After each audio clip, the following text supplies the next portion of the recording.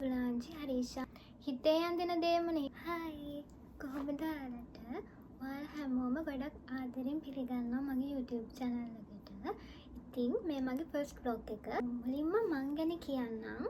මගේ නම දුලාංචි හරිෂා මල්ෂානි. මම ලංකාවේ රත්නපුරේ. මම දැන් ඉන්නේ ජපානයේ. ඉතින් මගේ වයස අවුරුදු 22යි.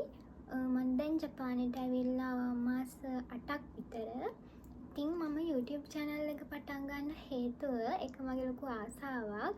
මගේ day vlogs මම සාමාන්‍යයෙන් දවස් ගත කරන විදිහ, මම දන්න දේවල්, මම follow කරන එක දේවල්, කියන්නේ law of attraction, ඒ වගේ දේවල් share කරගන්න. ඒ වගේම මම වගේම ජපානයට එන්න ආසාවෙන් ඉන්න ගොඩක් අයට උදව්වක් විදිහට තමයි මම YouTube channel එක පටන් ගන්න හිතුවේ.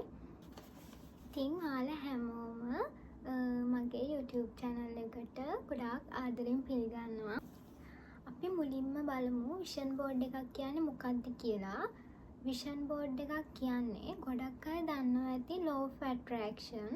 law of attraction කියන්නේ ගොඩක් අය දන්නවා, සමහර අය follow කරනවා. හැබැයි සමහර අය ඒ දේ ගැන ගොඩක් ලොකුවට දන්නේ නැහැ. law of attraction කියන්නේ විශ්ව ආකර්ෂණ නීතිය. ඉතින් ඒක මැජික් එකක් නෙමෙයි. සමහර අය හිතන් ඉන්නවා එහෙම හිතන දේවල් එහෙම හම්බ වෙනවද? ඕවා මැජික්ද? ඕවා බොරු. එහෙම එකක් නෙවෙයි. law of attraction කියන්නේ අපි දෙයක් ගැන හොඳ විදිහට හිතලා ඒක අපිට ලැබෙයි එහෙම කියලා හිතුවහම ඒක අපේ යටිහිතට කාවැදෙනවා. එතකොට අපි තුලින්ම ඒක කරන්න මොටිවේෂන් එකක් හම්බ වෙනවා. ඒක කරන්න ඕනි, අපි එතනට යන්න ඕනි කියලා අපිටම හිතෙනවා. එතකොට අපි මේ ගැන උනන්දු වෙනවා. ඒ වගේම තමයි විශ්වය විසින් අපිට හොඳ දේවල් දෙන්නේ. ඒ කියන්නේ අපි හොඳ දේවල් කළොත් අපිට හොඳ දේවල් දෙනවා. අපිට නරක දේවල් කළොත් අපිට හම්බෙන්නෙම නරක දේවල්. ඒක තමයි ඇත්ත. ඉතින් vision board එක කියන්නේ ඒ වගේ දෙයක්. vision board එක කියන්නේ අපි කැමති අපේ හීන අපිට නිතර පේන විදිහට ඒ board එක ඇතුලේ අපි හදාගන්න එක. ඉතින් ඒවා නිතර දකිනකොට ඒවා අපේ හිතට කාවැදෙනවනේ. එතකොට අපිට ඒව කරන්න හිතෙනවා. අපි ඒ වෙනුවෙන් මහන්සි වෙන්න ඕනි කියලා අපේ හිතම දන්නවා. ඒ වගේ දෙයක් තමයි ඒක. අපිට vision board එක හදන්න පුළුවන් ක්‍රම ගොඩක් තියෙනවා. සමහර අය ඒක තමන්ට පේන තැනක බෝඩ් එකක ලස්සන පින්තූර දාගෙන එහෙම හදනවා. සමහර අය ඒක ෆෝන් එකේ වෝල්පේපර් එක විදිහට දාගන්නවා. ඒකත් ගොඩක් හොඳයි. මොකද අපි නිතරම ෆෝන් එක බලනවානේ. ඉතින් ඒක ගොඩක් හොඳයි වෝල්පේපර් එක විදිහට තමන්ගේ vision board එක හදාගන්න එක. සමහර අය ඉන්නවා පොතක vision board එක හදන. ඒ කියන්නේ තමන් bullet journal එකක් හදාගෙන ඉන්නවා නම් ඒකේ හදනවා, diary හදනවා. එහෙම අයත් ඉන්නවා. මමත් මුලින්ම හැදුවේ මගේ මුල්ම vision board එක මම හැදුවේ 2024 දී.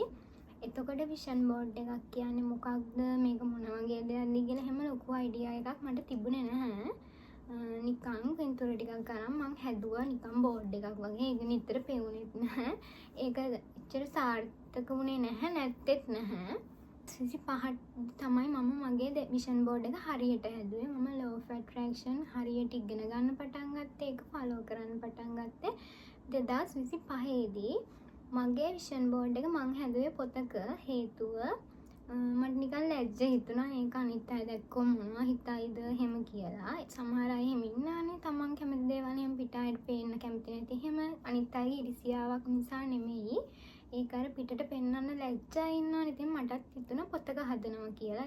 මම නිතරම bullet journal එක බලනවා. ඒකේ වැඩ කරන නිසා ඉතින් මට හිතුණා ඒක මගේ bullet journal පොතේ හදන්න. ඊපස්සේ මම මේක හැදුවා. මම ඔයාලට මගේ channel එක පෙන්නන්නම්. මේ තියෙන්නේ මගේ vision board එක 2025ට මම හදපු. මම ඒක ඔයාලට ලං කරලා පෙන්නන්නම්.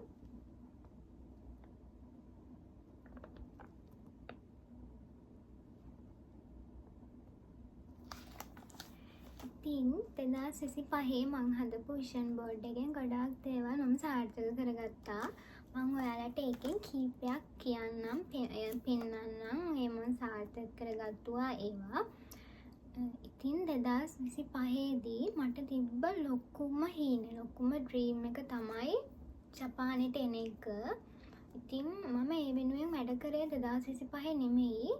මම A levels කළේ 2022දී A-levels ඉවර වෙච්ච ගමන්ම මම කෝස් එකක් කළා, එක්සෑම් කරා, ඒ සේරම කළා. ඉන්න කාලයක් මම අතින් ඒක අතෑරුණා. මම ජොබ් එකක් කරපු නිසා. ඒ වුණාට මම ඒ වෙනුවෙන් මහන්සි වුණා ජොබ් එක කළෙත් මගේ කෝසස් වලට ඒ සල්ලි හොයාගන්න එහෙම. ඉතින් මට 2025 මාර්තු වල වීසා එක වැදුනා. අප්‍රේල් 11 තමයි මම ජපානයට ආවේ. මං ඔයාලට කියන්නම් දෙයක්.